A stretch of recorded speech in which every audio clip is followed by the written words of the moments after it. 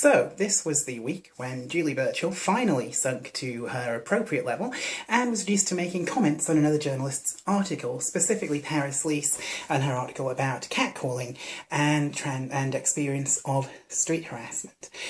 Now, I have my own disagreements with Paris's original article, but one of the things that really got on my nerves in Burchill's comments on it was her statement that trans women raised as men and, well, raised as boys and presenting as male never ever experienced street harassment, apparently, which is kind of interesting, because if that's the case, then what the hell is this poem about? This is called A Common Assault, and you can buy it in Lady of a Certain Rage, which is available on Lulu, or you can just buy it from me at gigs, which is probably a lot cheaper for you given the shipping costs. And the reason I'm not wearing a top to wear this poem, aside from it being really, really hot for the first time in months, is because the first line of this poem is "Titties," you shouted, as your hand went in, grabbed a fist of what was boy flesh, then laughing, wandered off with your mates through the burn, shirtless, with your flat pectorals showing where mine in summer heat kept cover under baggy fabric, shaven-headed, strutting, 4 of you and 1 me too shocked to even do a thing about it. Did I shout out, then keep walking? Maybe. Or did nothing. Certainly I never called the police. Boys didn't. Boy was what they said I was back then. A boy, but titted, womanly, worth less than boys who put their chests on show as soon as Sky suggested there was sun enough to bear brute muscle in its predatory promise to the hungering eyes of girls too young to know such muscles bared in time will turn against the bodies they exploit and claim to love. Perhaps I stood. Perhaps I couldn't move. The memory is not neat. What I recollect is fractured, incomplete. Bad evidence, poor recall of your features.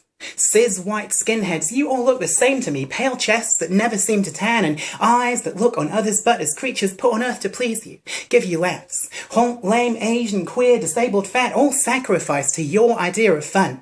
The thought of feeling guilt for what you'd done occurred not once to one of you, I'm sure. Guilt shadowed me instead, from then to now. Guilt for not resisting, letting you lean in and grab the flesh you found absurd, and guilt for having tit enough to grab, for not conforming to your perfect shape. Guilt that I'd invited demi-rape by daring to be out-possessing flair, but you did it. Though the crime went unreported, at least till now, I wish I knew your name. I'd say it here, and have no fear what court said. I'd willingly endure your dose of fame, but I don't know you. One boy in a wood was all you were and all I seemed to be. Now, growing daily into womanhood, I probe the deeper outlines of the memory. I see in your likeness far too many men who, thinking I was not at all like them, felt they were given license to abuse. Some violently, some verbally, all chose to treat mine as a body less than human. Before the makeup and the clothes, the laser, was it the incongruity of my behaviour or just my tits that marked me out as vermin? Was it these lumps of flesh which so offended, this body which was not so simply gendered as your own? Did it invite your grasping hand? When you felt it, did you like the thing you grabbed? Is that why you recoiled? Walked off so quickly? Didn't look back? Laughing like your other friends? Is that alone the thing that makes you guilty? The thought that you too might not be all man within their broken calculus of manhood, is that the thought which keeps you up at night? I hope so. I hope you cry that it feels so good.